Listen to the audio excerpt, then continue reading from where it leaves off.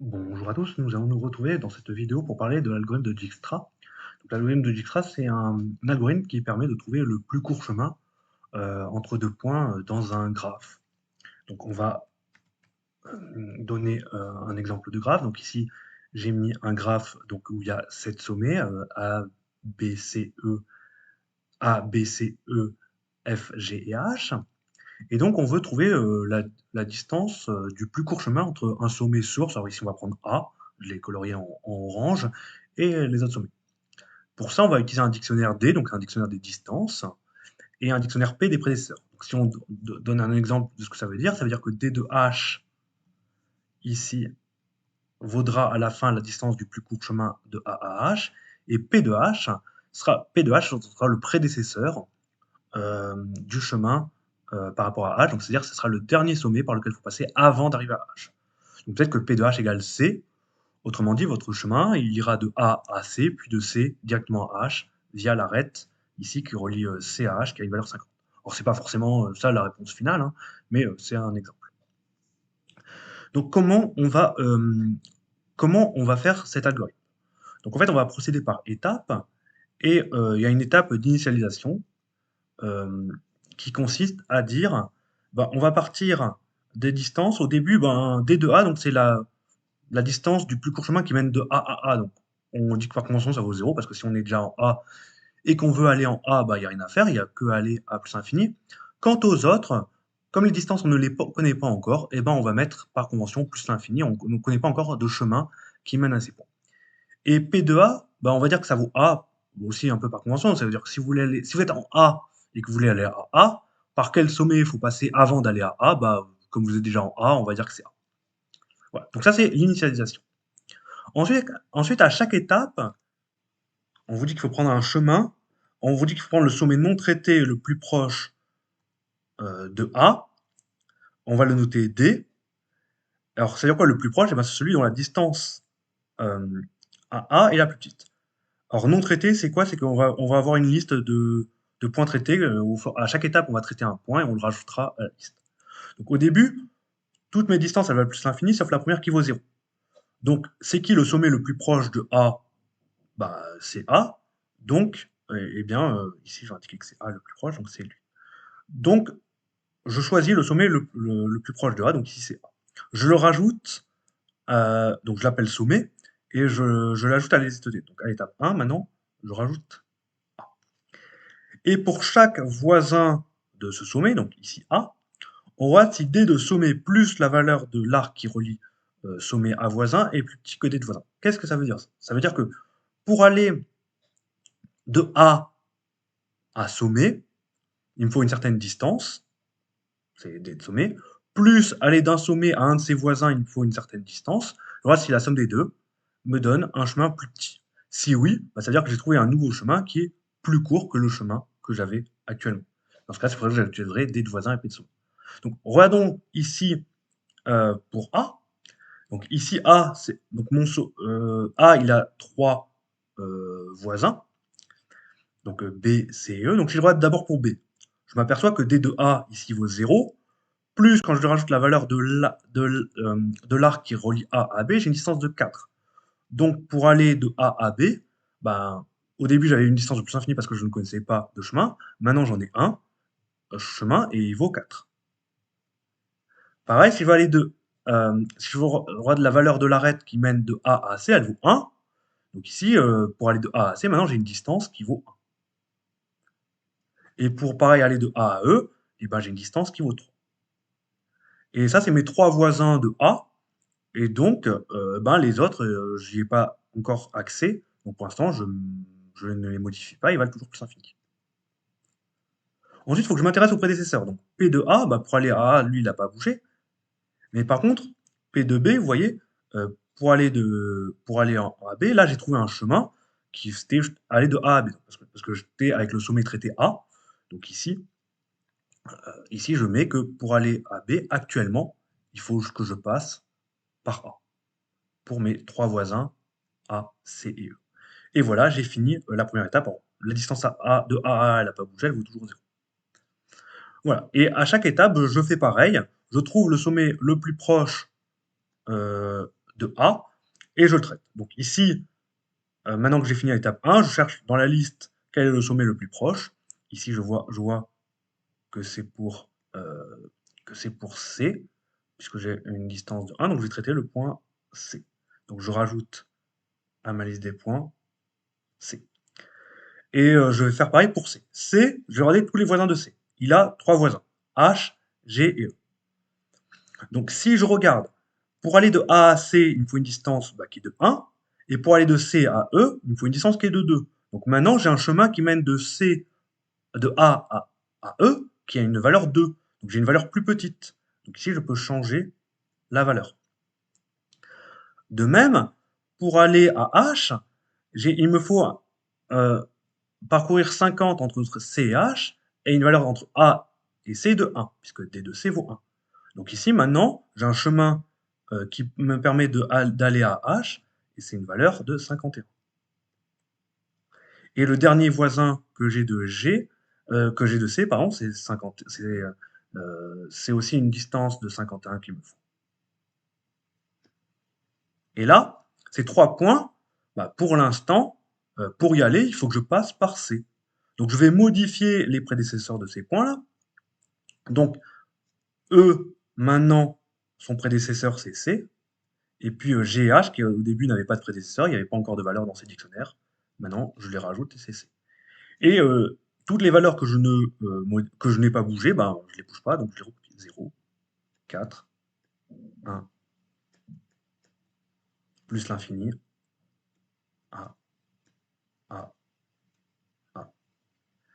Voilà, et maintenant, j'ai traité C. Donc maintenant, point suivant que je dois traiter, donc c'est toujours pareil, c'est le point le plus proche de A, donc celui qui a la distance dans le dictionnaire est la plus petite, mais qui n'est pas traité. Ici, A a une distance de 0, c'est le plus petit, mais il est déjà traité. C a une distance de 1, mais il est déjà traité. Donc c'est E que je vais traiter, c'est lui qui a une distance la plus proche. Donc, je vais traiter le sommet A, C, et maintenant il y a E. Donc quand je suis en E, où est-ce que je peux aller? Je peux aller en 2 points, G et B. Je m'aperçois que pour aller, si je veux passer par E pour aller à B, j'ai une distance pour aller de A à E qui vaut actuellement 2 dans mon tableau. Et si maintenant je fais le trajet de E vers B, j'ai une valeur donc de 3. Donc ici, j'avais une valeur de D de B qui valait 4. Maintenant, j'ai trouvé un chemin plus court passant par E avec une longueur de 3. De même, pour aller à G, ici, pour aller à E, il me faut déjà faire une valeur de 2. Et pour aller de E à G, j'ai une arête qui vaut 30. Donc pour aller à G, maintenant j'ai une valeur qui vaut 32. Donc j'actualise ces deux valeurs-là. Ce sont les deux voisins de E, c'est B et c'est G. Et ce sont des voisins pour lesquels j'ai trouvé des valeurs plus courtes. Attention, si je trouve des valeurs plus grandes, ça ne m'intéresse pas forcément. Donc ici, il faut que j'actualise les prédécesseurs. Donc actuellement, pour aller à B, il faut passer par E. Donc je change le prédécesseur de B pour E, et je change le prédécesseur de G pour E. Et les autres valeurs, je les recopie, elles n'ont pas évolué.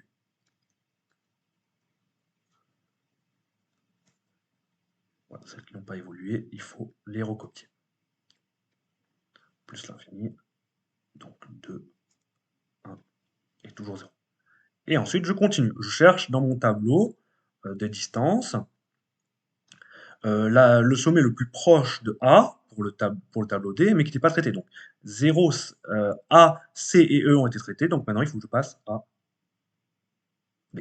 Donc c'est B que j'ai traité. Donc je le rajoute dans, dans ma liste des points que je suis en train de traiter, donc A, C, E et B, et je regarde les voisins de B. Donc B, il a deux voisins, G et F. Donc je m'aperçois que si je veux aller de A à B, actuellement il me faut une distance de 3, mais je peux aussi aller de B à G avec une distance de 1. Donc D de G, donc G, je peux y aller avec une distance de 4. Et 4, c'est plus petit que 32, donc je peux actualiser D, D de G pour 4. Et F, je peux aller à B avec une distance de 3. Je peux aller de A à B avec une distance de 3 actuellement, mais je peux aussi aller de B à F avec une distance de 10. Donc je peux mettre que D de F, maintenant c'est 13. Et voilà. Et donc, il faut que je change du coup les prédécesseurs maintenant de F et de G. F et G, maintenant c'est B.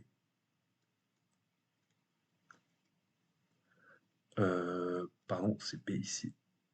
Ça n'a pas changé, c'est C. Et pareil, hein, les autres, ceux qui n'ont pas, ceux pour lesquels j'ai pas réussi à trouver un chemin plus court, je recopie les valeurs. En fait, c'est juste pour dire qu'elles n'ont pas changé. 2, 1, 3, 0. Et ensuite, je continue. G. Donc, c'est G que je vais traiter. Hop, tac. Donc, A, C, E, B, G. Mais remarquez que G, en fait, G, il n'a pas de voisin. Quand on est à G, on peut aller nulle part. Donc, en fait, ici, il n'y aura aucun voisin. Donc, en fait, ici, il n'y aura aucune distance A actualisée. Donc, je peux recopier directement ces lignes-là. Il n'y a rien qui bouge. A, E, A, C, B, B, C. Voilà, donc là on a traité A, C, B, G. Maintenant il nous en reste deux, c'est F et H. Donc euh, ici le point le plus proche évidemment c'est F. Il ne reste plus que deux. Donc ici je vais traiter par rapport au point A. J'ai traité les points A, C, B, G et maintenant H. Euh, non, c'est pas H, c'est F. C'est F, le sommet le plus proche. Mais quand je suis en F, je ne peux aller qu'en un point H avec une distance de 3. Donc je pourrais aller relier A à H en passant par F. Il me faudra une distance déjà de 13 pour F et après une distance de 3 pour faire F et H. Donc il faut une distance maintenant de 16. Et 16 c'est plus petit que 51. Donc j'ai bien trouvé un chemin plus favorable. Gardez en tête qu'il ne faut changer les distances que si elles sont plus proches, plus petites. Donc ici maintenant je peux changer le prédécesseur de H. En fait c'est F. Et tous les autres, de toute façon. Ah, si, il y a un truc qu'il faut que je rate, c'est que quand je suis en F, je peux aussi aller en B. Mais pour aller en F, il me faut déjà une distance de 13. Et si maintenant je vais de F à B, il me faut encore un pas de plus, donc ça me fera une distance de 14. Mais ici, 14, ça ne m'intéresse pas, parce qu'ici, j'ai déjà une distance pour aller de A à B de 3. Donc trouver un chemin qui fait 14 ne m'intéresse pas du tout. Donc ici, si vous mettez 14, c'est une erreur.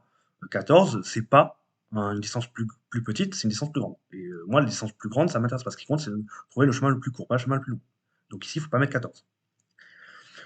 Ici, donc D de B ne bouge pas. Et donc ici, le seul qui change pour F, c'est H et c'est 13. Donc les autres ne changent pas. Donc c'est un petit peu embêtant de recopier à chaque fois, mais bon, on y est presque. Et donc les autres distances n'ont pas changé. 4, 13, 2, 1, 3, 0. Dernier point qu'il faut que je traite, c'est H.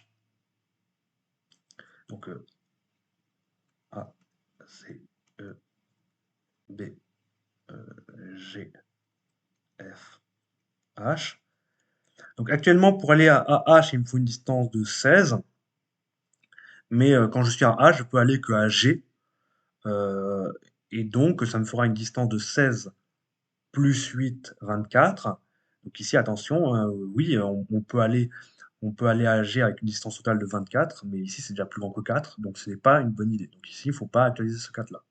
Donc en fait, quand on regarde par rapport à H, eh bien, en fait, il n'y a aucun chemin, ça nous permet de trouver aucun chemin plus court. Donc ici, ça n'actualise rien. Donc il n'y a plus qu'à recopier l'avant-dernière ligne.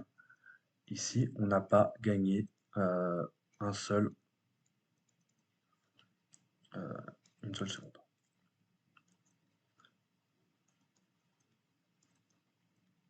F. Et voilà, et on a fini le tableau. Donc à la fin, les distances sont dans la dernière ligne et les prédécesseurs sont aussi dans la dernière ligne du prédécesseur. Donc on peut répondre à la fin à la question, euh, à la fin, quelle était la distance entre A et du chemin de A vers H et ben, il n'y a plus qu'à suivre, il n'y a plus qu'à regarder dans le tableau, c'est 16. Donc la réponse, T16. Et après, on nous dit quel est ce chemin. Donc ce chemin, on sait qu'il va finir par H, il y a H à la fin, et tout ce que j'ai qu'à faire, c'est remonter par les prédécesseurs. Pour aller à H, d'abord, on voit que P de H vaut F. Donc il va falloir passer par F. Oui, mais on ne sait pas encore comment aller vers F. Oui, mais on a P de F. P de F, c'est B. Donc si on veut aller vers F, on peut passer d'abord par B. Et comment on peut arriver à B? Ben, on va dans P de B. P de B, c'est E. Donc ça nous dit que pour arriver à B, il faut d'abord passer par E. Et comment on arrive à E? En allant par C. Donc il va falloir faire de C vers E. Et comment on arrive vers C? Ben, directement vers A. Donc le plus court chemin, c'est A, C, E, B, F, H. Et la valeur totale de ce chemin, c'est 16. Voilà, donc j'espère que vous avez compris comment fonctionne l'algorithme de Dijkstra. Il y aura en ligne le PDF de, que j'ai utilisé ici pour remplir ce tableau. Donc je vous encourage à le télécharger de façon vierge et à voir si vous arrivez à le remplir sans erreur pour à la fin trouver la même distance et le même chemin. Si oui, c'est que vous avez compris l'algorithme de Dijkstra. On se retrouvera dans une prochaine vidéo pour programmer cet algorithme en Python et on regardera ça sur des données du métro parisien.